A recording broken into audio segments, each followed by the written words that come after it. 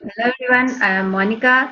चलो आज एक रीडिंग करवाती हूँ मैं आपको। एंड ये रीडिंग मेरे हिसाब से बहुत इजी है, but some students will find it little difficult. Three इसमें क्वेश्चंस ऐसे हैं जो आप लोगों को ढूंढने में डिफिकल्टी आएगी। उसको कैसे ढूंढना है मैं सब बताती हूँ आपको। Let's start it. Let me share my screen.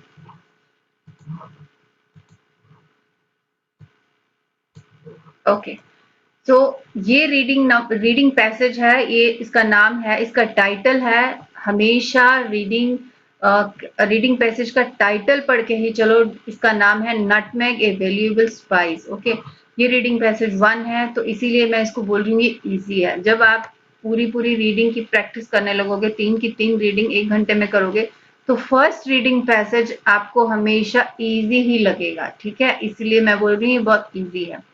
But इसमें आई थिंक तीन क्वेश्चन ऐसे हैं जो थोड़े से डिफिकल्ट हैं ढूंढने। बट थोड़ा सा ध्यान से ढूंढोगे तो वो भी मिल जाते हैं। ठीक है, चलिए अब स्टार्ट करते हैं। तो ये मैंने आपको बताया आइट्स 15 नंबर बुक से लिया है एंड टेस्ट वन ही है। तो ये इसका टाइटल है। मैंने इसका टाइटल पढ़ लिया है, मुझे समझ में आ गया है कि ये स्पाइस के बारे में बात हो रही है जिसका नाम है नटमेग। अब सीधा विदाउट रीडिंग एनीथिंग, अब सीधा डायरेक्ट आपको हम क्वेश्चंस पे लेके चलेंगे, और जो कि मैं हमेशा बताती हूँ, पहले क्वेश्चंस को रीड करना है किस टाइप के क्वेश्चंस हैं। एंड ऑफ कोर्स 1 to 13 तो है ही है। उसके बाद चलते हैं हम। फर्स्ट टाइप का क्वेश्चन है अपना fill in the blanks means complete the notes below. And इसको वन वर्ड करके ही, इसको इंस्ट्रक्शंस पढ़नी इंपॉर्टेंट है। ओके, कभी कभी वो वन वर्ड डाल देते हैं, कभी कभी टू वर्ड्स डाल देते हैं, कभी कभी नॉट मोर देन 3 वर्ड्स भी डाल देते हैं, एंड साथ में एंड और ऑब्लिक डाल के और ए नंबर भी डाल देते हैं। तो ये चीज का आपको ध्यान रखना है। ठीक है, second type of question we have here, true false not given. Third type of question we have here, again fill in the blanks, complete the table below. Okay, इसको भी हमें वन वर्ड लेके ही फिल करना है। अभी चलते हैं without wasting any time, question number one पे चलते हैं। तो वन जो है, ये इसका जो टाइटल है the nutmeg tree and fruit, इसके बारे में बात हो रही है। तो अभी ये फर्स्ट टाइप का क्वेश्चन है, तो मेरे हिसाब से क्या, हमेशा ये बात ध्यान रखना, जब फर्स्ट टाइप का क्वेश्चन होगा, इसको फर्स्ट पैसेज से ही, फर्स्ट पैराग्राफ से ही ढूंढना शुरू करना, ना कि कहीं बीच में कहीं सोचो कि मैं ऐसे नीचे ऊपर ढूंढूं, नहीं। एंड इसकी एक और निशानी होती है कि जब हम ये कंप्लीट द नोट्स बिलो करते हैं, तो ये हमें एक ही पैराग्राफ में सारा आंसर मिल जाता है। ये इस चीज का ध्यान, ये मतलब this is a tip from my side कि एक ही पैराग्राफ में मिलेगा। एंड फर्स्ट टाइप का क्वेश्चन है, तो ये आपको फर्स्ट पैराग्राफ में ही मिलना शुरू हो जाएगा। ठीक है, कोई भी क्वेश्चन हो, लेकिन match the heading and finding the information जो टाइप के क्वेश्चन होते हैं, उसमें तो हमें एक एक पैराग्राफ को पढ़ के आंसर निकालने होते हैं। बाकी सब आपको फर्स्ट पैराग्राफ से ही मिलने शुरू हो जाते हैं। तो पढ़ते हैं अभी question. The leaves of the tree are dash in shape. अब ब्लैंक्स होते हैं, तो उसके आगे पीछे वाले जो वर्ड्स होते हैं ना, वो बहुत इंपॉर्टेंट होते हैं, वो बहुत हेल्पफुल होते हैं अपने को आंसर ढूंढने में। तो ट्री द, अब अपना कीवर्ड क्या है, the leaves of the tree.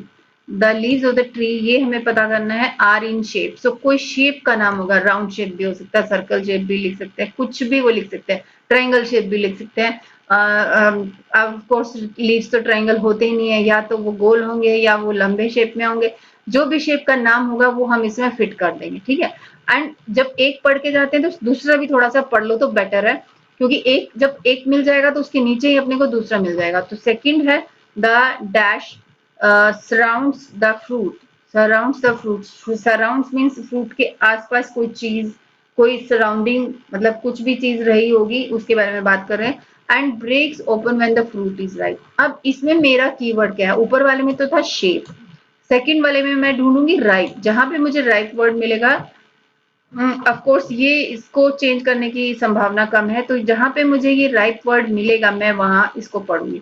तो हम शेप ढूंढेंगे एंड लीव्स भी ढूंढेंगे, leaves of the tree. Okay, चलते हैं अभी दोनों को ढूंढने के लिए। फर्स्ट पैराग्राफ पे ही चलेंगे, तो जल्दी से इसको पढ़ते हैं। ट्री तो यहाँ लिखा है, अब वहां पे एक एक चीज पढ़ने नहीं बैठना है, मैं सीधी अपना काम का वर्ड ढूंढती हूँ। सो अब आपको सेल्फिश बनना होगा कि मतलब जो काम की चीज ढूंढनी है बस वही ढूंढनी है। ये लो, ये मिल गया। डार्क ग्रीन ओवल लीव्स, फिर भी हम पढ़ते हैं, ट्री की बात हो रही थी। And the leaves of tree की बात हो रही थी, टफ होते हैं, डार्क ग्रीन होते हैं एंड ओवल लीव्स होते हैं। तो शेप कहीं लिखा नहीं है, देखो इसने शेप नहीं लिखा बट शेप का नाम दे दिया है, तो हमारा फर्स्ट में क्या आंसर आएगा, ओवल लीव, ओवल। ओके, उसके बाद सेकंड, वहां सेकंड हमें ढूंढना है राइप, ये लो सेकंड में मिल गया अपने को, when the fruit is ripe, ये देखो फुल सेंटेंस ही मिल गया है, पूरा यही का यही वहां पे क्वेश्चन में लिखा हुआ था। तो when the fruit is rice ripe, okay fruit पका हुआ, उससे पहले क्या है, द डैश सराउंड्स, ब्लैंक में क्या लिखा था, फिर भी एक बार मैं पढ़वाती हूँ आपको। यहाँ लिखा है second number, the dash surrounds the fruit, fruit का फ्रूट भी लिखा है, सराउंड्स द फ्रूट, फ्रूट के आसपास क्या चीज है, एंड ब्रेक्स कुछ है, एंड ब्रेक्स ओपन, जब ये खुल जाता है जब फ्रूट पक जाता है। तो इसका मीनिंग समझ के आप अगर वहां पे आंसर ढूंढोगे तो डेफिनेटली आपको मिलेगा। जब फ्रूट पक जाता है, this husk splits into two halves along a ridge running the length of the fruit, okay. तो हमें आंसर फर्स्ट का कहाँ मिला था, यहाँ मिला था लीज तक, एंड प्रोड्यूसेस स्मॉल येलो, मैंने बोला था ये इंटर रिलेटेड एक ही पैराग्राफ में मिलेगा, तो मतलब पैराग्राफ की जहाँ पे फर्स्ट मिला है उसके बाद हम लोगों को पढ़ना है नेक्स्ट लाइन भी उसी लाइन में, and pale yellow pear shaped fruits, okay. अब पियर शेप्ड फ्रूट्स, अब आप ये मत कंफ्यूज हो जाना कि वहां फर्स्ट में जो लिखा था shape in shape, pear pear in shape, no, तो एक्चुअल नेम तो they have given oval leaves ना, oval is also a shape, तो pear shaped, actually it is not the name of shape। तो so okay, हम लोग तो बात कर रहे थे सेकंड वाले की, the fruit is encased in a flesh husk. अब आपको लग रहा होगा यार अब क्या से कहाँ ढूंढेंगे, सराउंड्स तो लिखा नहीं है, तो कैसे ढूंढेंगे। तो टाइम वेस्ट ना करते हुए अभी के लिए आप इसको छोड़ सकते हो, बट मैं आपको फिर भी बताती हूँ कि आंसर कहाँ से वो उसने लिया है एग्जामिनर ने। तो जब उसने ये बोला कि जब फ्रूट राइप हो जाता है, पक जाता है, तो वो फट जाता है, बट उससे पहले क्या प्रोसीजर है, देखो यहाँ लिखा है द फ्रूट। तो ये इससे भी आइडिया लगा सकते हो कि ये चीज तो उसने सेकंड नंबर पे लिखी थी, तो उससे पहले जो कुछ हो रहा है, तो मतलब अपना आंसर यहाँ है। द फ्रूट, फ्रूट भी लिखा था, is encased in a flesh husk. तो encased, and fruit is encased मतलब उसके अंदर पैक है इन ए फ्लैश हस्क। तो ये जो अपनी लाइन है, ये जो ये यहाँ तक उसने पूरा डिस्क्रिप्शन किया है, वो पैराफ्रेज करके कैसे लिखा है, ये तो सेम टू सेम लिखा है, बट ये पूरी लाइन उसने सराउंड्स को चेंज कर दिया है इस एनकेस्ड में, पैसिव वॉइस में सेंटेंस लिख दिया। तो एनकेस्ड मीन्स वो पैक है इन ए फ्लैश हस्क। अब फ्लैश हस्क अपने को आंसर लग रहा है, बट अपने को वहां पे we have to select only one word. तो अब वन वर्ड कौन सा लिखना है, सी फ्लैश, फ्लैश क्या रहता है ये तो देखो ना। तो हस्क, हस्क हम लिखेंगे बिकॉज हस्क जो है वो इम्पोर्टेंट थिंग है। हस्क अगर फ्लैश लिखेंगे, the flash surround, so what is flash, flash is nothing, ऐसा कुछ है नहीं। तो हस्क जो है अपना मेन वर्ड हुआ, एंड उसके आगे उसने उसको एडजेक्टिव या एडवर्ब जो भी लगाया है, आप उसको इतना दिमाग नहीं लगाते हुए सिर्फ हस इस चीज पे ध्यान रखो कि मेन चीज क्या है। तो हस फार्मर्स जो है, सबको पता है हस क्या होती है, जब कोई क्रॉप काट लेते हैं तो उसके बाद जो ग्रेन्स निकालने के बाद, जो दाना निकालने के बाद नीचे जो हस्क रह जाता है, उसको जो जानवर खाते हैं दैट इज हस्क, वैसा टाइप का हस्क। बट यहाँ फ्रूट की बात हो रही है तो कुछ डिफरेंट टाइप का हस्क होगा। तो हम यहाँ पे सेकंड में हम हस्क लगाएंगे, ठीक है, तो हमें ये मिल गया।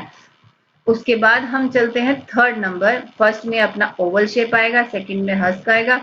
Third number is you the dash is use to produce the spice nutmeg. अब ये जो मेरा कीवर्ड है ये चेंज नहीं कर सकते हम, ठीक है। तो ऐसे ही मैंने राइप को चुना था, ऐसे ही मैंने शेप को चुना था। इज यूज, तो ऐसा कोई है, is use to produce the spice nutmeg. तो अभी स्पाइस नटमेग को ढूंढती हूँ, फर्स्ट पैराग्राफ में ही मिलना चाहिए अपने को। यहाँ तक अपना हो गया, into two halves along running the length, okay. Spice nutmeg बताओ कहाँ पे, ये रहा स्पाइस नटमेग, यहाँ आ गया। तो अभी मैं यहाँ से पढ़ना शुरू करती हूँ। जो उसने बोला था कि inside a purple brown surrounding surround, okay. अब कुछ बच्चे सराउंडेड जो लिखा है इससे कंफ्यूज नहीं होना है सेकंड के लिए। सराउंडेड बाय लेसी रेड और क्राइमसन कवरिंग गोल्डन एरियल, एरिल, सो एरिल के बारे में बात नहीं हो रही थी सेकंड वाले क्वेश्चन में, तो इसलिए अपना ये नहीं होगा, यहाँ होगा, क्योंकि when the fruit is ripe उससे पहले कोई प्रोसीजर था, वो ये है। ठीक है, तो अब हमें क्या ढूंढना है, spice nutmeg. The these are the sources of true spice nutmeg and mace। Okay, two sources की बात हो रही है। द फॉर्मर मीन्स ये पहले वाला, being produced from the dried seed. Okay, तो क्या रहेगा अपना, सीड आंसर रहेगा। तो ड्राइड को हम, सीड की उसने क्वालिटी बताई कैसी है, वो ड्राइड है, तो हम ड्राइड को इग्नोर करके हम वहां सीड लिखेंगे। And the latter from the aril, जो दूसरे वाला मेस है वो एरिल से होता है। तो अभी फोर्थ वाला भी देख लेते हैं। थर्ड में हम लिखेंगे, क्या लिखेंगे, seed। the dried seed was answer, but dried we will remove and हम seed लिखेंगे, is used to produce the spice nutmeg। अब the covering known as, उसके बाद फोर्थ नंबर पे आते हैं। अब एरिल वर्ड था, the covering known as eril is used to produce। अब वो एरिल के बारे में भी बात हो रही है, जो उसने दो सोर्सेज बताए थे। देखो यहाँ पे अभी आप, यस, नटमेग लिखा है एंड मेस लिखा है। अब नटमेग कैसे बनता है, ड्राइड सीड से। अब मेस कैसे बनता है, एरिल से। सो एरिल अपना, एरिल तो उसने लिखा है वहां पे, ठीक है, और कॉल्ड, सो ये बात भी उसने लिखी है, देखो, क्राइमसन कवरिंग कॉल्ड एन एरिल। सो अभी अपना आंसर आएगा मेस, क्योंकि उसने एरिल ऑलरेडी आंसर दिया, कि जैसे यहाँ पे उसने सीड पूछा था, अब उसने उल्टा करके पूछा है। स्पाइस नटमेग थर्ड में पूछा था कि किससे बनता है, वो सीड से बनता है। अब वो पूछ रहा है एरिल जो है वो किस उसमें बनता है, तो ये मेस के अंदर है, तो हम आंसर उसमें मेस लिखेंगे। देखो, yes, the covering known as, वो जो ऊपर मैंने ऊपर वाली लाइन दिखाई थी एरिल के बारे में लिखा, is use to produce, is use to produce. देखो ध्यान से देखो इसको, कवरिंग नॉन एज की जगह उसने कॉल्ड लिखा है, एरिल है। सो टू सोर्सेज होते हैं, जो स्पाइस नटमेग है एंड मेस। जो पहले वाला है वो ड्राइड सीड से बनता है, एंड मेस जो है एरिल से बनता है। अब उसने एरिल दिया है तो हम आंसर में मेस लिखेंगे, ठीक है। तो ये अपने कंप्लीट द नोट्स, फर्स्ट वाला तो कंप्लीट हुआ। अभी चलते हैं ट्रू फॉल्स नॉट गिवन। अब यस, अब आप पूछोगे कि ट्रू फॉल्स को कहाँ ढूंढना, जहां पे आपका फर्स्ट टाइप का क्वेश्चन फिनिश हुआ उसके बाद आप ट्रू फॉल्स ढूंढ लो। So fifth number question, what is saying, in the middle ages most Europeans knew where nutmeg was grown. अब जहां पे ये मोस्ट लिख दिया है ना, मोस्ट, पूरा सेंस ही चेंज हो जाएगा। मोस्ट ना तो ये 100% होता है, ना ये 50%। सो ऑलमोस्ट 70 और 80% के करीब इसको लगा लो आप, तो और उससे भी ज्यादा लगाओ, 90% के करीब। तो most Europeans new, most in the middle edges. अब अपना कीवर्ड है मिडल एजेस, को ढूंढेंगे कहाँ पे है। उसके बाद ये जो मोस्ट यूरोपियंस है न्यू, वो जानते थे कि नटमग कहाँ पे बनता है। चलते हैं अभी, चलो अभी जहाँ पे अपना फर्स्ट पैराग्राफ फिनिश हुआ है, अब हमारा ये फिनिश हुआ है फर्स्ट। अब उसके बाद चलते हैं मिडल एजेस। लो जी, सेकंड पैराग्राफ में ही अपने को ये मिडल एजेस मिल गया है, एंड यूरोपियन भी लिख रहा है कुछ। अभी पढ़ लेते हैं क्या बात हो रही है। Nutmeg was a highly prized and costly ingredient in European cuisine in the Middle Ages and was used as a flavoring, medicinal, and preservative agent. Throughout this period, the Arabs were the exclusive importers of the spice to Europe. Actually, आपको अगर ये words मिल गया है, ये मिला है, तो European ingredients cuisine के बारे में तो बोला है, बट यूरोपियंस के बारे में नहीं बोला। अभी आते हैं। They sold nutmeg for higher prices to merchants based in Venice, but they more revealed exact location. So the Arab Venetian dominance of the trade finally ended Portuguese. Okay.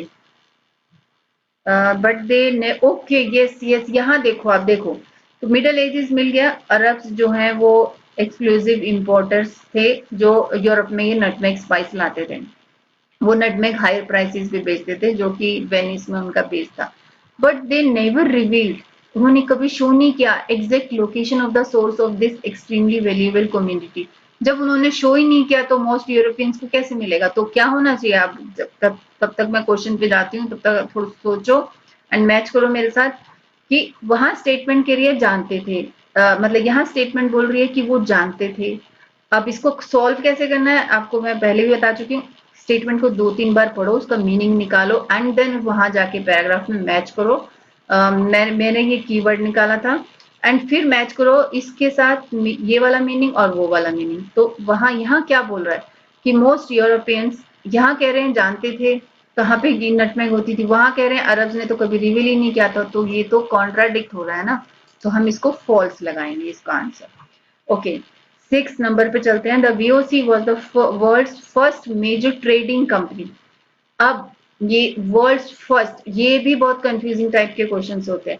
First वो company थी या नहीं, वो ही ढूंढना है और कुछ नहीं ढूंढना है कि वर्ल्ड की फर्स्ट मेजर ट्रेडिंग कंपनी थी या नहीं। बस वीओसी मेरा जो है कीवर्ड है, इसको इस स्टेटमेंट को ढूंढने के लिए वहां पैराग्राफ में। तो हम लोग फर्स्ट पैराग्राफ हो चुका है, सेकंड भी पढ़ चुके हैं, अभी वीओसी वर्ड ढूंढ रही हूँ, वो कैपिटल में है तो मुझे यह इस पैराग्राफ में नहीं मिला। यस, फोर्थ पैराग्राफ में मुझे दिख गया है। इन Dutch merchants founded the VOC, a trading corporation better known as Dutch East India Company. The VOC was the richest commercial operation in the world. The company had 50,000 employees worldwide. Okay, at the same time, thousands of people across Europe were dying of the plague. Okay, contagious doctors. Okay, but here it is, nothing is given. You can see world's first trading company. Only they are saying was the richest commercial in the world. So this is not, this is, you can say, not given, because कुछ बताया ही नहीं है कि वो first थी या second company थी। तो जब बताया ही नहीं है ये वाली चीज, इसको जब ऐसा क्वेश्चन होता है तो ये फर्स्ट को ही फोकस रखना है कि वो इनिशियली थी या क्या थी। अगर ऐसा कुछ दिया होता तो हम इसको ट्रू कर सकते थे, बट यहाँ पे अभी ये चीज का गायब है situation. Nothing is given about first, whether it was first और सेकेंड और थर्ड। रिचेस्ट तो दिया, तो इसमें अपना आंसर ये नॉट गिवन हुआ। थर्ड नंबर क्या है? Following the Treaty of Breda, the Dutch had control of all the islands where nutmeg grew. अभी द ट्रीटी, मेरा कीवर्ड क्या रहेगा, इसको मैं इसको ढूंढूंगी, ये मुझे जहां मिलेगा मैं उस वहां पे पढ़ती हूँ, और फिर कंट्रोल के बारे में कहीं बात हो रही होगी तो चलते हैं इसको द ट्रीटी, फिर भी इसको अंडरस्टैंड करके चलते हैं। Following the treaty of Breda, treaty of Breda जब हो गई तो डच कौन होते हैं, ये अंग्रेजों को ही बोलते हैं, ठीक है। The Dutch had control of all the islands where nutmeg grew. उनका सारे आइलैंडों पे कंट्रोल हो गया जहां पे नटमेग ग्रू होती थी, ठीक है। अभी क्या ढूंढना था अपने को, ये थोड़ा सा फिर से देखना होता है। The treaty of Breda, okay, treaty of Breda. तो अब हमने फर्स्ट किया, सेकंड किया, थर्ड में कुछ नहीं था, फोर्थ में वीओसी मिला था, उसके बाद अब फिफ्थ में आते हैं। ट्रीटी ऑफ ब्रेडा जहां मिलेगी मैं वहीं रुक जाऊंगी, आपको भी ऐसे ही पेंसिल घुमानी है साथ साथ में, इससे इसके अलावा कोई रास्ता नहीं है। अगर आप ऐसे नहीं चलाओगे तो भाई, यस, ट्रीटी ऑफ ब्रेडा। जब भी आप रीडिंग करते हो थोड़ा अपना फोकस उसी पे रखो, डेफिनेटली आपको मिलेगा। एंड ये हमेशा ये सोचो कि आप एक मैच ढूंढ रहे हो, कि मैच कर रहे हो, आप कोई गेम खेल रहे हो, 20 मिनट्स में फिनिश करना है आपको इसको। चलो वो तो बाद में बताएंगे। द ट्रीटी ऑफ ब्रेडा जो है यहाँ है, तो पढ़ते हैं आप डच का कंट्रोल की कहाँ बात हो रही है, यहाँ से पढ़ लेते हैं। One of the Banda islands a silver of land called Run only 3 kilometre long by less than 1 kilometre wide. कि ये जो ये बेंडा आइलैंड थे, ये silver of land called Run कहलाता था, 3 किलोमीटर लॉन्ग था, बस 1 किलोमीटर चौड़ा था बस। Was under the control of British. Okay, after decades of fighting for control of this tiny island the Dutch and British arrived at A compromise settlement. Dutch and British जो थे वो compromise settlement हो गया, और इसका नाम था treaty of Breda in 1667। Intent, उनकी क्या इच्छा थी, on securing there hold over every nutmeg producing island the Dutch offered A trade. Dutch ने उनको एक ट्रेड ऑफर किया। If the British would give them island of run, अगर British ये देते हैं आइलैंड, जो ऊपर बात हो रही थी, they would in turn give Britain a distant and much less valuable island in North America। तो ये जो ब्रिटेन जो है तो ऐसे वो दे देंगे, तो control hold over every nutmeg producing island. So उनकी ये इंटेंशन थी, तो डच ने भी ऑफर किया। तो आंसर्स को समझो ध्यान से। द ब्रिटिश एग्रीड, तो इट मीन्स इनका ब्रिटिश एग्री हो गए, और उनको वो जो भी नट प्रोड्यूसिंग आइलैंड थे, वो जो उनकी इंटेंशन थी कि सारों पे उनका कंट्रोल हो जाए, वो हो गया। तो अपना आंसर है यस, ट्रू। ठीक है, तो अपना ये ट्रू हुआ, ये फिफ्थ वाला हुआ फॉल्स, ये हुआ नॉट गिवन एंड ये ट्रू हुआ। अब last type of question, so don't think कि मैं तो बहुत टाइम ले रही हूँ, मैं आपको समझा रही हूँ, ठीक है, तो समझाने में टाइम लगता है। तो question number 8 to 13 complete the table below. अब ये टेबल टाइप है एंड इस टेबल में इसने क्या किया और वन वर्ड यूज करना है। टेबल में उसने ये टाइम दिया, middle ages, 16th century, 17th century, the Dutch, late 18th century। Okay, so यहाँ पे अब पढ़ते हैं 8th number question. Nutmeg was brought to Europe by the, वो जो हमने फर्स्ट पैराग्राफ में सेकंड में पढ़ा था, अरब्स लिखा था ना, फिर भी मैं आपको दिखाती हूँ। मिडल एजेस जहाँ लिखा होगा हम वहीं चलते हैं।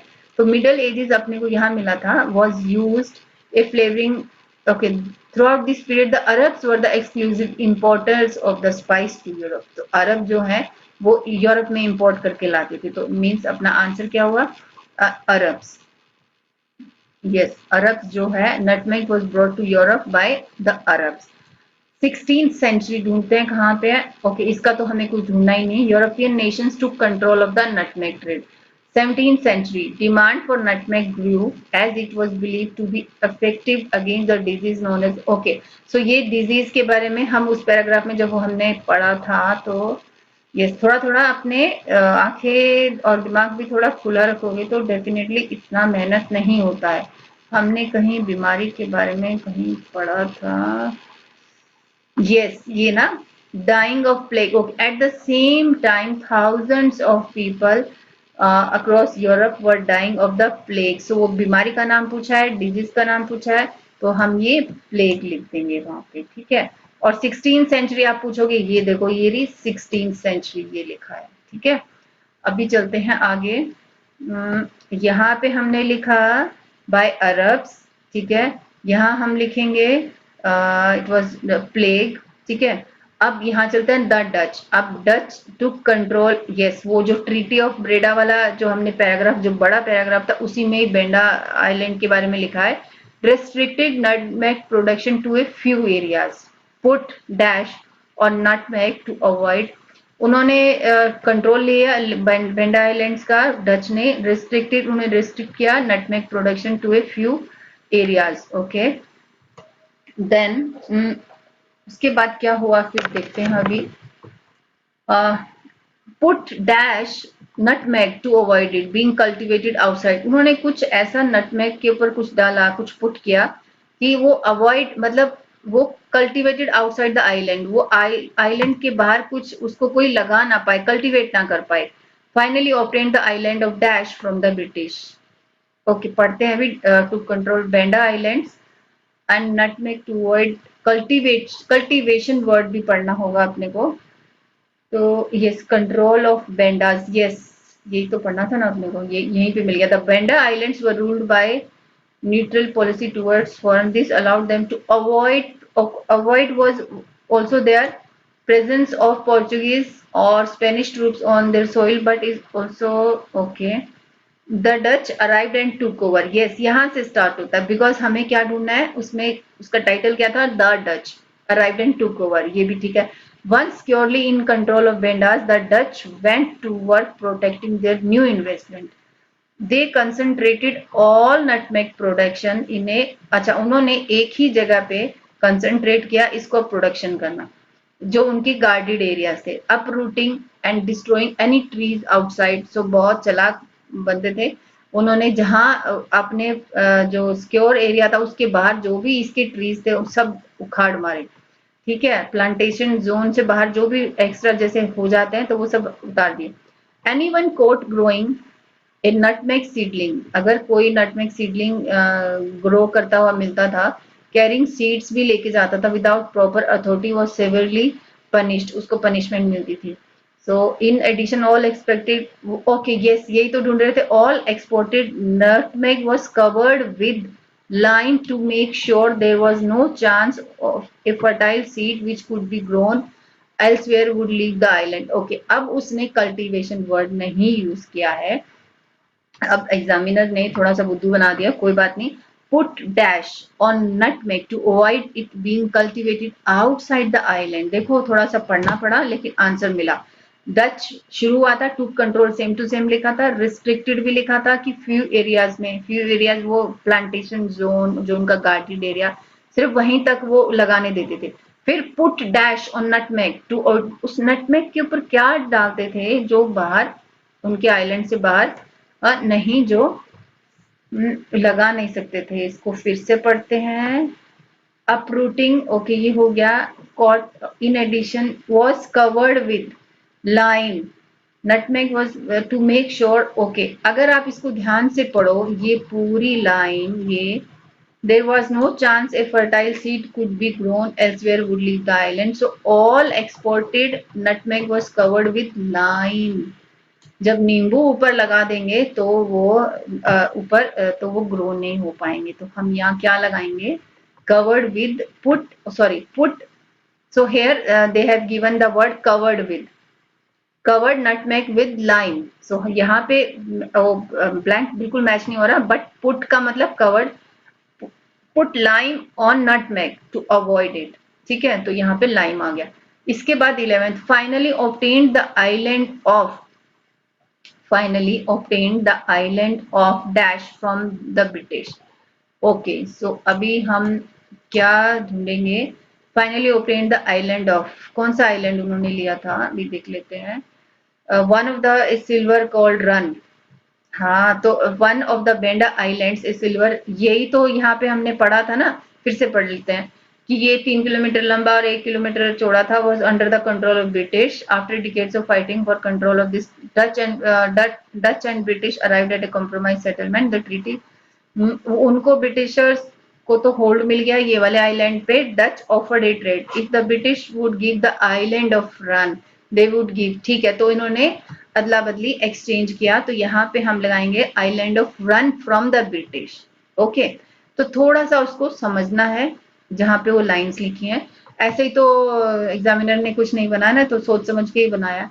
अब लास्ट है, लास्ट लेट 18th सेंचुरी, अब ये जो डेट्स लिखी है मैं इसी पे जाऊंगी, 1770 and 1778, nutmeg plants were secretly taken to dash, half the Banda Islands nutmeg plantations were destroyed by, okay, destroyed by let's 1770 and 1770 last, second last paragraph में, a Frenchman smuggled nutmeg plants to safety in Mauritius and island were later exported where they thrived on the island of Jerenda, okay, ए कहाँ पे smuggled to safety, क्या taken to, nutmeg plants were secretly taken to, देखते हैं इसमें क्या लिखा है, smuggled, okay, smuggled means secretly taken nutmeg plants to safety in Mauritius, so हम यहाँ आंसर में Mauritius लिख देंगे। एंड द लास्ट क्वेश्चन था ये नेक्स्ट इन 1778, तो 1780 तो इसने दिया ही नहीं है, okay same word, sorry 1778 word ही बात हो रही है, half the Banda islands nutmeg plantations were destroyed by, okay देखते हैं अभी 1778 में क्या हुआ, किसने डिस्ट्रॉय कर दिया। Next in 1778 a volcanic eruption, okay in volcanic eruption हुआ था, ज्वालामुखी फटा in the Banda region cause a tsunami that wiped out half the nutmeg groves, that wiped out means सब कुछ uproot कर दिया, सारे ट्रीज, आधी से ज्यादा ट्रीज को उसने उखाड़ फेंका, और ये सुनामी जो आया था, तो हम यहाँ आंसर में लिखेंगे सुनामी, ठीक है। तो हमने 9th में लिखा प्लेग, फिर यहाँ लिखा हमने पुट लाइम, फिर यहाँ लिखा हमने रन, फिर 12th में लिखा मॉरिशियस, फिर यहाँ लिखेंगे हम destroyed by tsunami. So this was your we can say your IELTS reading passage number 1 nutmeg, okay, and thank you so much.